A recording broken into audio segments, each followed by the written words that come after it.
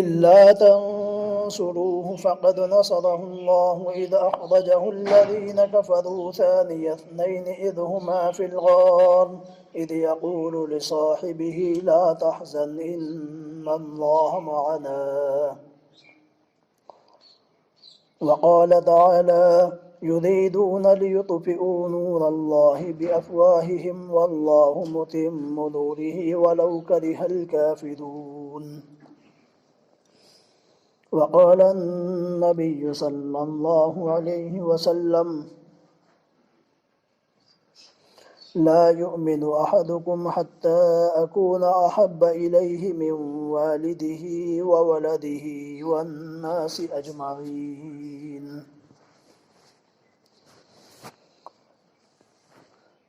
محترم بزرگوں اور دوستو،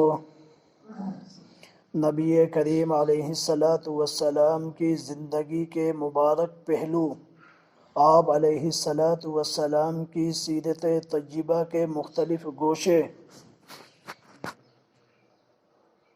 اللہ رب العزت والجلال نے ان تمام کو قرآن مجید کے اندر اور نبی کریم علیہ السلام نے اپنی زبان مبارک سے احادیث رسول صلی اللہ علیہ وسلم کے ذریعے سے بیان فرمائے ہیں، لیکن یہ تمام کے تمام پہلو، یہ تمام کے تمام گوشے آپ علیہ السلام کی پوری زندگی ہمارے لیے قابل اتباع ہے، قابل تقلید ہے، ہم اس کی اتباع کریں اور پیروی کریں۔ اللہ رب العزت والجلال نے بے شمار آیات کے اندر آپ کی بلندی، عظمت اور مقام کو بھی بیان فرمایا ہے، تو آپ علیہ السلام کی سیرت طیبہ کے مختلف پہلو ہیں۔ میرے دوستوں اور بزرگوں، بچپن سے لے کر کے آپ علیہ السلام جب حضرت ابو طالب کی کفالت کے اندر آئے تو کفار مکہ اس وقت تک آپ کو ایذا رسانی کے اندر دینے کے اندر تھوڑا تأمل فرماتے تھے، وہ اس کے اندر زیادہ شدت نہیں کرتے تھے، کیونکہ آپ ابو طالب کی کفالت کے اندر تھے، زیر تحت تھے، آپ ان کی زیر تربیت تھے، اس لیے کفار مکہ کی ہمت نہیں ہوتی تھی۔ لیکن جیسے ہی ابو طالب کا انتقال ہوتا ہے تو اب کفار مکہ نے سوچا کہ اب یہ جو روڑا تھا وہ ہٹ گیا ہے، اب آپ علیہ السلام کو ایذا پہنچانے کا سلسلے کے اندر کسی قسم کا کوئی دقیقہ، کوئی کمی اور کوئی کسر کفار مکہ نے نہیں چھوڑی ہے، ہر طرح سے ایذا دیا کرتے تھے، تکلیفیں پہنچائے کرتے تھے۔ میرے دوستوں اور بزرگوں، روز بروز وہ کیا ہے اپنی تکلیفوں اور ایذا دینے کے اندر شدت اختیار کر رہے تھے، حتیٰ کہ سیرت نگاروں نے یہاں تک لکھا ہے کہ آپ علیہ السلام جب بیت اللہ کے اندر نماز پڑھ رہے تھے تو کیا ہے کسی ابو جہل نے کہا کون ہے جو اوجھڑی لے کر کے آئے، تو لہذا عتبہ کھڑا ہوتا ہے اور وہ فوراً کہتا ہے میں اس کارنامے کو انجام دوں گا، وہ فوراً باہر جاتا ہے اور جانور کی اوجھڑی لا کر کے آپ علیہ السلام جیسے ہی سجدے کے اندر جاتے ہیں آپ کے کیا ہے سر کے اوپر رکھ دیتا ہے۔ تو میرے دوستوں اور بزرگوں، کفار مکہ نے آپ علیہ السلام کو ہر طرح کی ایذائیں دی ہیں، تکلیفیں دی ہیں، اذیتیں پہنچائی ہیں، پریشان کیا ہے، تو آپ علیہ السلام اس وجہ سے کہ شاید یہاں سے نکل کر کے طائف کا سفر کیا جائے، وہاں جا کر کے کچھ راحت مل جائے، کچھ آسانی ہو جائے، آپ نے طائف کا سفر کیا ہے، وہاں کیا ہے قبیلہ اوس اور خزرج کے لوگ تھے، ان پہ جا کر کے بیٹھے اور ان سے بات کی اور ان سے کہا کہ مجھے اللہ نے رسول بنا کر کے بھیجا ہے، تم میرے اس دین کی نصرت کرو، اللہ کے اس دین کی حمایت کرو۔ تو لہذا 3 شخص تھے، عبد یلیل ایک کا نام تھا، دوسرا کا نام عمر تھا، تیسرا کا نام حبیب تھا، یہ 3 اس قبیلے کے سردار تھے۔ ان سے جا کر کے گفتگو جب کرتے ہیں تو ان تینوں میں سے ایک نے کہا کہ میں کیا ہے تو اگر اللہ کا رسول ہے کہ اللہ نے تجھے ہی کیا ہے رسول بنا کر کے بھیجا ہے، میں تجھ سے بات نہیں کرتا ہوں۔ دوسرے نے کہا اگر تو واقعی رسول ہے اور اللہ نے تجھے بھیجا ہے تو لہذا تیری مخالفت خطرے سے خالی نہیں ہے، تیرے کیا ہے احوال کی مخالفت کرنا، تیری باتوں سے اختلاف کرنا یہ ہمارے لیے خطرے کا باعث ہے، اور اگر تو کیا ہے جھوٹ بولتا ہے تب تو میں تیری باتیں نہیں سنتا ہوں۔ لہذا آپ علیہ السلام وہاں سے مایوس ہو کر کے واپس آتے ہیں۔ تو میرے دوستوں اور بزرگوں یہ تمام کے تمام سلسلے چلتے ہیں، لیکن آپ علیہ السلام جب آپ نے دیکھا کہ دور دراز علاقوں سے کیا ہے اور مختلف شہروں سے جب موسم حج آیا کرتا تھا تو لوگ حج کے زمانے کے اندر کیا ہے وہاں ایک میلے لگا کرتے تھے، ایک ذوالمضارب کے نام سے تھا، دوسرا کیا ہے عکاس کے نام سے تھا، اور بھی مختلف قسم کے میلے کیا ہے مکہ کے اندر لگا کرتے تھے ایام حج کے اندر، موسم حج کے اندر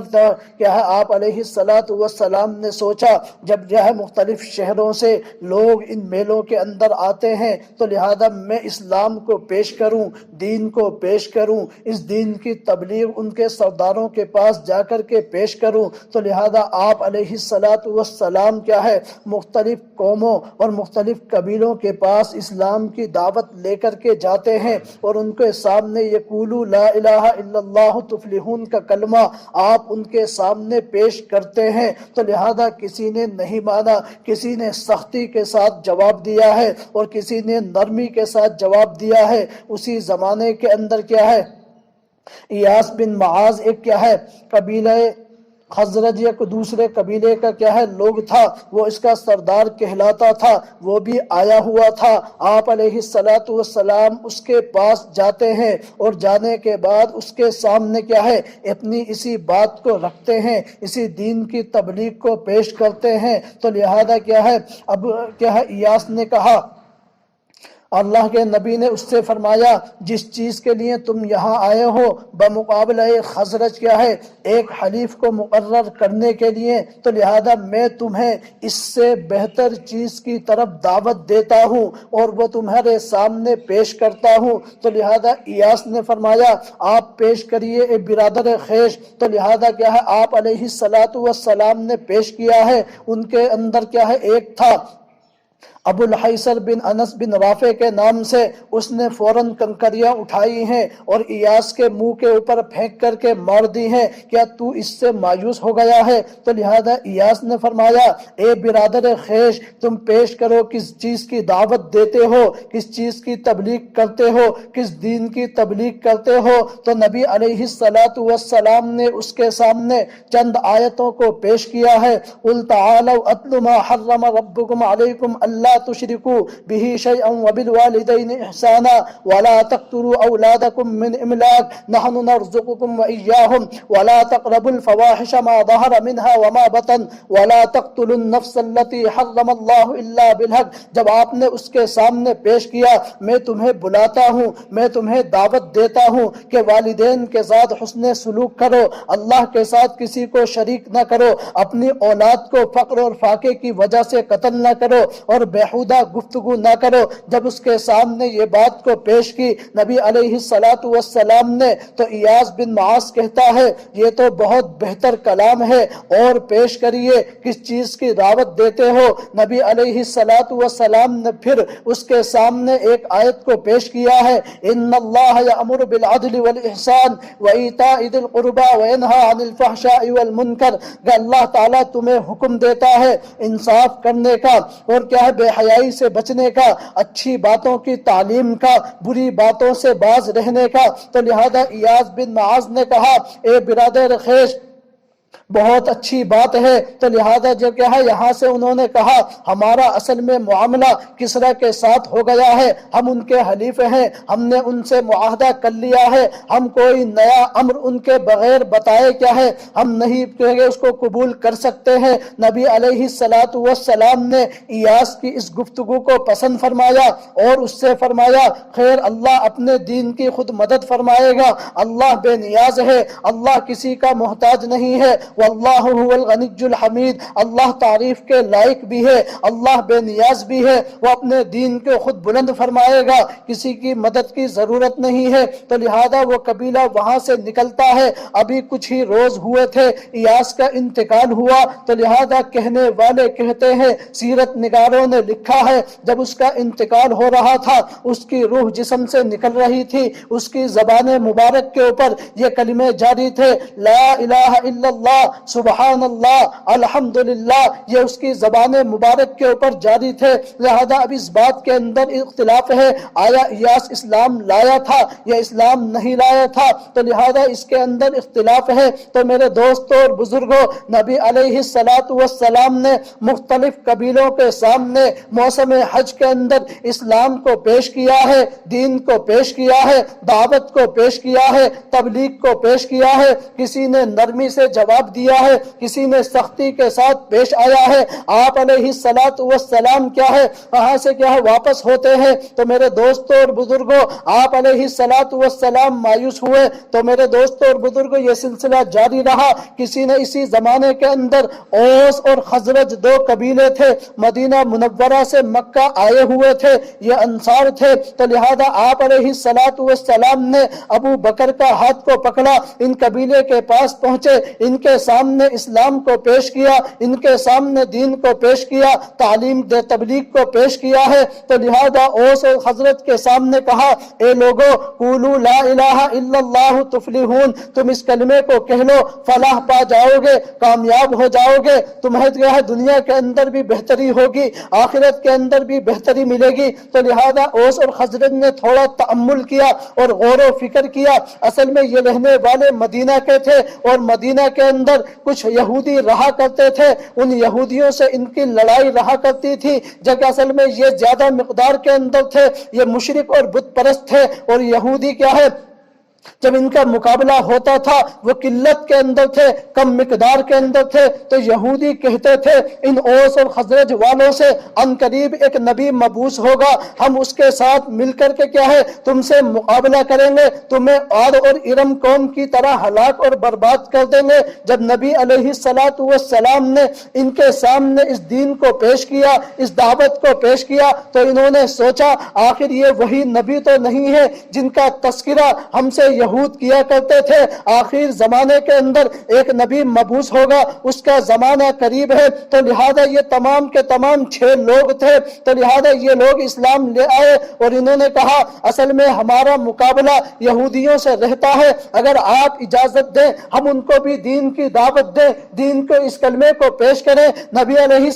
السلام نے اجازت دے دی۔ دھیرے دھیرے کیا ہے مدینہ منورہ کے اندر آپ کا چرچا ہونے لگا، آپ کی ذات کا ڈنکا بجنے لگا۔ کوئی قبیلہ، کوئی گھر، کوئی فرد، کوئی خاندان ایسا نہیں تھا جہاں کیا ہے اسلام نہ پہنچ گیا ہو۔ تو میرے دوستوں اور بزرگوں، یہ دین کی خفیہ محنت تھی۔ اس کے بعد نبی علیہ السلام کیا ہے ہجرت کا انتظار کرنے لگے، جب کفار کی تکلیفوں کو کیا ہے بہت زیادہ بڑھ گئی تھی، حد سے زیادہ تکلیفیں دینے لگے تھے، تو آپ علیہ السلام نے اپنے صحابہ کو کیا ہے ہجرت کی اجازت دے دی تھی۔ ہجرت کر کے صحابہ مدینہ منورہ جا رہے تھے۔ اس سے پہلے ہجرت کیا ہے حبشہ کی طرف ہوئی تھی، اس کے بعد مدینہ کی طرف ہوئی ہے، تو لہذا لوگ ہجرت کر کے مدینہ منورہ کا رخ کرنے لگے۔ ابو بکر بھی اجازت مانگ رہے ہیں، یا رسول اللہ مجھے بھی اجازت دے دیجئے، میں بھی ہجرت کر جاؤں۔ نبی علیہ السلام نے اجازت نہیں دی اور فرمایا آپ رکیے اور آپ ٹھہریے،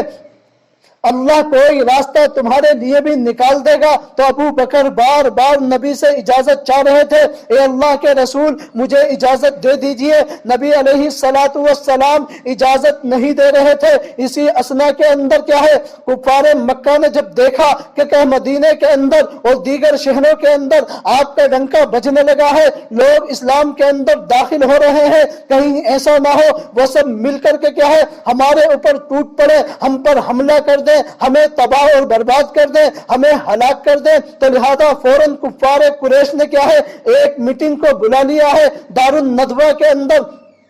اور اس جو دار الندوہ تھا کفار مکہ کا، وہ عتبہ کا گھر تھا، اس کے اندر کوئی کفار کا مشورہ ہوتا وہ اسی مقام اور گھر کے اندر کیا کرتے تھے۔ سب کے سب اکٹھے ہو گئے، ابو جہل بھی موجود ہے، عتبہ بھی موجود ہے، ولید بن مغیرہ بھی موجود ہے، ربیعہ بھی موجود ہے، یہ بڑے بڑے مالدار، بڑے بڑے سردار کیا ہے اس میٹنگ کے اندر موجود ہے۔ تو لہذا ابلیس لعین کیا ہے ایک بوڑھے شکل کی اندر کیا ہے دروازے کے اوپر کھڑا ہو گیا، اور جب انہوں نے دیکھا یہ اجنبی شخص کون ہے، یہ تو ہم میں سے معلوم نہیں ہوتا ہے، اس نے کہا میں نجد کا شیخ ہوں، اگر آپ اجازت دیں میں تمہاری گفتگو سنوں اور تمہاری کوئی رہنمائی کروں۔ تو لہذا انہوں نے اجازت دے دی، وہ اندر آ کر کے بیٹھ گیا۔ اب سب کے سب کہنے لگے رائے پیش کیجئے، کیا کیا جائے محمد کا، کس طریقے سے ان سے مقابلہ کیا جائے۔ ان کی روز بروز کیا ہے شہرت بڑھ رہی ہے، ڈنکا بج رہا ہے، ان کی کیا ہے چرچا روز بروز پھیل رہا ہے دور دراز علاقوں کے اندر، کیا کیا جائے۔ ایک نے مشورہ دیا میری رائے یہ ہے ان کے دونوں ہاتھوں اور پیروں کے اندر ہتھ گھڑیاں ڈال دی جائے اور لا کر کے انہیں قید کر دیے جائے اور انہیں محبوس کر دیے جائے۔ تو لہذا محمد کے ہاتھوں کے اندر ہتھ گھڑیاں ڈال کر کے بند کر دیے جائے۔ نزد جو ابلیس لعین تھا، نزد کا شیخ بتا رہا تھا، اس نے کہا ارے یہ رائے بہت غلط ہے، کہیں ایسا نہ ہو اگر تم ان کے ہاتھوں کے اندر ہتھ گھڑیاں ڈال دو گے تو لہذا جب ان کا کیا ہے شور ہوگا وہ تمام کے تمام قبیلے مل کر کے تمہارے اوپر حملہ کریں گے اور انہیں چھڑا کر کے لے جائیں گے، اس لیے رائے قطعاً درست نہیں ہے۔ دوسرے نے کہا میری رائے یہ ہے کہ ان کو کیا ہے جلا وطن کر دیا جائے، یہاں سے نکال کر کے کسی دوسری بستی کے اندر انہیں پہنچا دیا جائے، تو لہذا کیا ہے اس طریقے سے ہم ان سے باز آ جائیں گے۔ اس نے کہا یہ رائے بھی درست نہیں ہے، تمہیں ان کے کلام کے اندر سحر معلوم ہوتا ہے، جادو معلوم ہوتا ہے، یہ مجنون نہیں ہے، یہ دیوانے نہیں ہے، یہ ساحر بھی نہیں ہے، یہ شاعر بھی نہیں ہے، ان کا کلام کے اندر عجیب کشمکش ہے، جب یہ پیش کرتے ہیں دلوں کو موم کر لیتا ہے، دل مائل ہو جاتے ہیں، کھنچتے چلے آتے ہیں۔ اب جہاں جا کر کے یہ جائیں گے وہاں لوگوں کے سامنے اس کلام کو پیش کریں گے، لوگ ان کے کلام سے مایوس ہوں گے اور ان کی بات کو مانیں گے، ان کی پیروی کریں گے، ان کی اطاعت کریں گے، ہلکے بگوش ہو جائیں گے۔ یہ رائے بھی درست نہیں ہے۔ آخر کے اندر ابو جہل تھا، ابو جہل بن ہشام ہے، اس کا نام ابو الحکم تھا، اس نے کہا میری رائے یہ ہے، میرا مشورہ یہ ہے، میری کیا ہے ذاتی رائے ہے، میں یہ کہوں گا تمام کے تمام قبیلے جو ہیں ان میں سے ایک ایک جوان کو دیے جائے جو نو عمر ہو، ہٹا گٹا ہو، طاقت و قوت کے اندر مضبوط ہو اور شریف النسب ہو، اس کو لیا جائے اور ہر ایک کے ہاتھ کے اندر کیا ہے ایک ایک تلوار دے دی جائے۔ تو لہذا ہم سب کے سب اس پہ مل کر کے کیا ہے ایک بار کی بار کریں گے، جس کی تلوار سے بھی کیا ہے ان کا قتل ہو جائے گا، اس تمام کے خون کو کیا ہے تمام قبیلوں کے اندر بچ جائے گا۔ اس طریقے سے کیا ہے قریش ہم سے مقابلہ نہیں کریں گے، وہ دیت کے اوپر راضی ہو جائیں گے اور ہم ان کو دیت ادا کر دیں گے۔ یہ رائے کیا ہے مشورہ ہو گیا، اس کے اوپر سب کا اتفاق ہو گیا۔ ابھی رات ہی کے اندر تھے، تمام کے تمام یہاں سے نکلتے ہیں، آپ علیہ الصلوۃ والسلام کیا ہے اپنے مکان کے اندر اپنے گھر کے اندر کیا ہے تھے،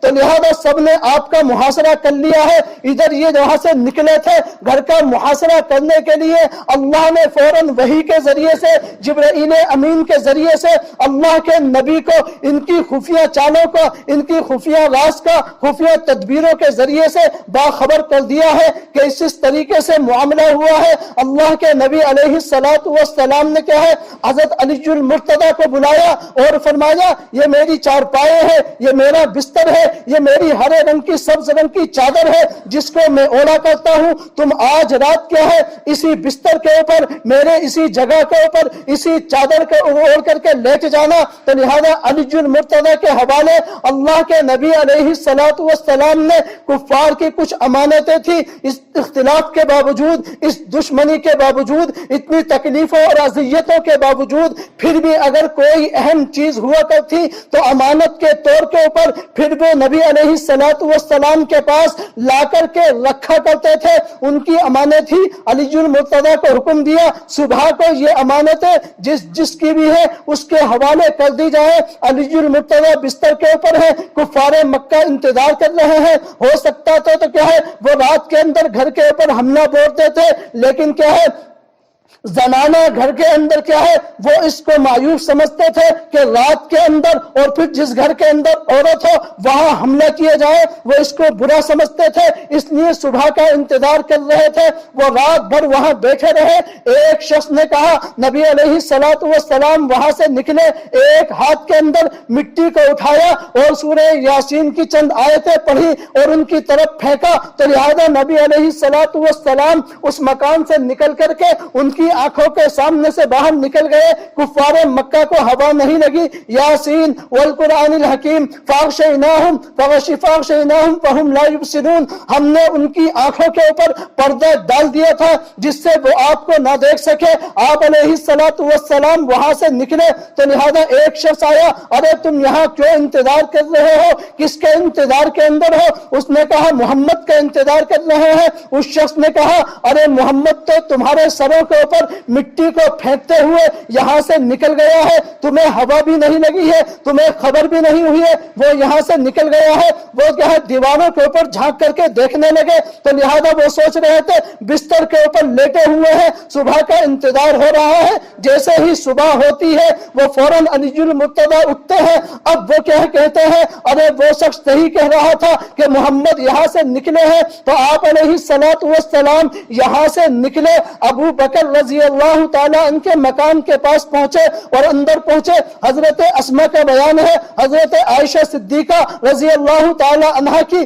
بڑی بہن ہے، وہ فرماتی ہے اللہ کے نبی علیہ الصلوۃ والسلام ہمارے گھر کے اندر صبح کے وقت اور شام کے وقت کسی وقت بھی بے تأمل آ جایا کرتے تھے، وہ کہ کسی وقت بھی آ جاتے تھے، لیکن اچانک دوپہر کے وقت آئے، ابو بکر باہر نکلے ہیں اور فوراً کہا کہ رسول اللہ ہے، تو فوراً کہنے لگے آج کوئی نیا حکم اور نیا معاملہ لے کر کے آئے ہیں۔ اللہ کے نبی کو اندر بلایا، ابو بکر تخت سے اترتے ہیں، اپنی جگہ کے اوپر رسول اللہ کو بٹھاتے ہیں۔ آپ علیہ الصلوۃ والسلام نے فرمایا اے ابو بکر یہاں جو کوئی بھی ہے اس کو یہاں سے ہٹا دیا جائے۔ اللہ ابو بکر نے کہا یا رسول اللہ میری دو بیٹیاں ہیں، ایک کا نام اسماء ہے، دوسری کا نام حضرت عائشہ ہے، ام المؤمنین ہے، ان کے علاوہ کوئی نہیں ہے۔ اللہ کے نبی نے فرمایا کہ اے ابو بکر مجھے ہجرت کا حکم ہو گیا ہے یہاں سے نکل کر کے مدینہ جانے کا۔ ابو بکر نے فرمایا کہ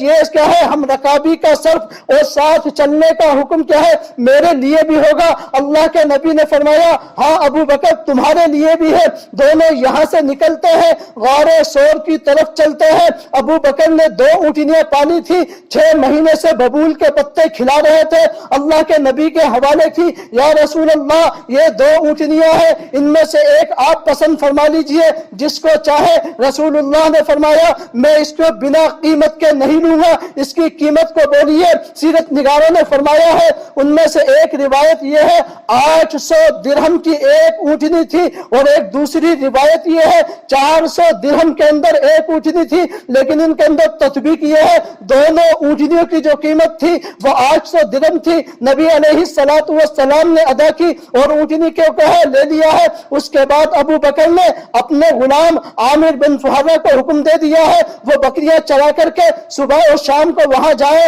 تو لہذا وہ اس کو دودھ دو لیا کرتے تھے۔ غار کے اندر پہنچے ہیں، 3 دن ٹھہرے ہیں۔ یہاں کیا ہے حضرت اسماء کیا ہے اللہ کے نبی اور ابو بکر کے لیے کچھ تھوڑا بہت کھانا جو میسر ہوتا تھا وہ لے کر کے روزانہ پہنچاتی تھی، تو لہذا یہ سلسلہ تھا نبی علیہ الصلوۃ والسلام کا۔ آپ علیہ الصلوۃ والسلام نے کیا ہے یہاں سے ہجرت کی ہے اور یہ ہجرت کر کے مدینہ منورہ پہنچے ہیں۔ یہ کیا ہے مشکل حالات تھے، اس طریقے سے اللہ رب العزت والجلال نے اسلام کا بول بالا فرمایا ہے، دین کا بول بالا فرمایا ہے۔ اس لیے سورہ توبہ کے اندر رب ذوالجلال کہتا ہے یریدون لیطفئوا نور اللہ بافواہہم، اگر لوگ چاہتے تو اس دین کے چراغ کو بجھا دیتے، لیکن اللہ کیا چاہتا ہے ولو کرہ المجرمون، اللہ اس کو پورا فرمائے گا، اللہ اس کو پھیلائے گا اور عام کرے گا، دنیا کے اندر پھیلے گا، ہر شخص اس کو قبول کرے گا جس کے لیے اللہ نے اس کو لکھ دیا ہے۔ تو لہذا آج پوری دنیا کے اندر اسلام تیزی سے پھیل رہا ہے، غیر قومیں عیسائی ہو اور جو غیر ماننے والے ہیں وہ اسلام کو پڑھ رہے ہیں، قرآن کے ترجمے کو پڑھتے ہیں، حلقہ بگوش اسلام ہو رہے ہیں۔ ابھی حال ہی کے اندر کیا ہے بے شمار کیا ہے کرکٹر ہے اور دوسرے لوگ ہیں جو اسلام کے اندر داخل ہوئے ہیں، انہوں نے اسلام کی ہسٹری کو پڑھا ہے، دیگر مذاہب کا مطالعہ کیا ہے، اسلام کو بھی پڑھا ہے، انہوں کے ذہن کے اندر آیا کہ اسلام سے اچھا مذہب، اسلام سے اچھا مذہب دنیا کے اندر کوئی نہیں ہے، چاہے وہ یہودیت ہو، چاہے وہ عیسائیت ہو، چاہے وہ بدھ ہو، چاہے وہ شرک ہو، چاہے وہ مشرک ہو، کوئی سا بھی دین ہو، بے شمار مذاہب ہیں، ان تمام کے اندر جو سب سے بہتر ہے، جو برابری کی تعلیم دیتا ہے، عدل کا حکم دیتا ہے، انصاف کا حکم دیتا ہے، برابری کا حکم دیتا ہے، چھوٹوں کی عزت کرنا، بڑوں کی توقیر کرنا، ہر ایک کے حکم کو دکھلاتا ہے، میاں بیوی کے حقوق کو بتاتا ہے، اولاد کے لیے باپ کے کیا حقوق ہے، باپ کے لیے اولاد کے کیا حقوق ہے، ان تمام کو بتاتا ہے۔ کوئی مذہب ایسا نہیں ہے جس نے اتنی تعلیم دی ہو، حتیٰ کہ چھوٹی سے چھوٹی بات کی کیا ہے اسلام تعلیم دیتا ہے، اس لیے اسلام تیزی سے پھیل رہا ہے۔ تو لہذا نبی علیہ السلام کی یہ پوری سیرت ہے، یہ پوری زندگی ہے، ہمیں چاہیے مختلف سیرت کے گوشوں کو پڑھیں، ان سے لطف اندوز ہو اور اس کے مطابق زندگی گزاریں۔ اگر حالات ناموافق ہو، نبی علیہ السلام کی مکی زندگی کو دیکھیں اور مدینی زندگی کو دیکھیں، کس طریقے سے نبی علیہ السلام نے مکی زندگی کے اندر اتنی مصیبتوں کے اوپر صبر کیا ہے۔ اسلام دشمن، اسلام یلغار ہر طریقے سے جاری تھی، ہر طریقے سے اذائیں ہو رہی تھی، تکلیفیں دی جا رہی تھی، لیکن اس کے باوجود آپ نے صبر کیا ہے، صبر کے دامن کو نہیں چھوڑا ہے۔